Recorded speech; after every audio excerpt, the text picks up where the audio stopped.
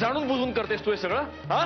नाही हो, मी मी देवा शपथ सांगते, मला मला खरंच काहीच आठवत नाही.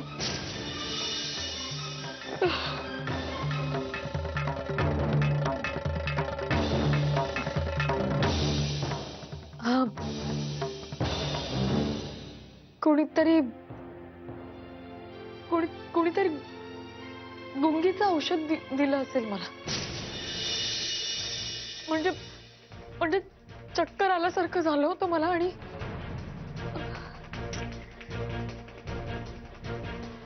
आणि जेव्हा जाग आली तेव्हा तेव्हा मी कोल्हापूरमध्येच होते हो. म्हणजे त्या कोल्हापूरच्या बसमध्येच होते. मला मला काही आठवत नाही. मी खरंच थकलोय आता तुझ्या समोर मंजिरी. तुझ्या या भाकड कथांचा आता वीट आलाय मला. लेकरा, मला ठाव आहे मी इथे आलेली तुला आवडणार नाही, तरी बी विचारते, मी आत येऊ? आम्ही नवरा बायको इथे बोलत असताना तुझी लुडबुड नकोय मला.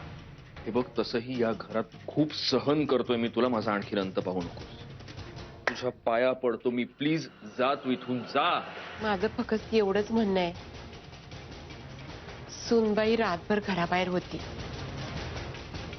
तिला काय होतंय, तिला कुठे दुखतंय का, खुपतंय का, ही विचार तिला. डागदराकडे घेऊन जा, काळजी घे तिची. तिला असं कोर्टात उभं राहिल्यागत प्रश्न विचारू नगस बघ. काय करायचं ते बघायला मी समर्थ. मला तू नकोयस आणि तुझे सल्ले तर त्याहून नकोय. चल जा तू, बघून घेईन मी काय ते.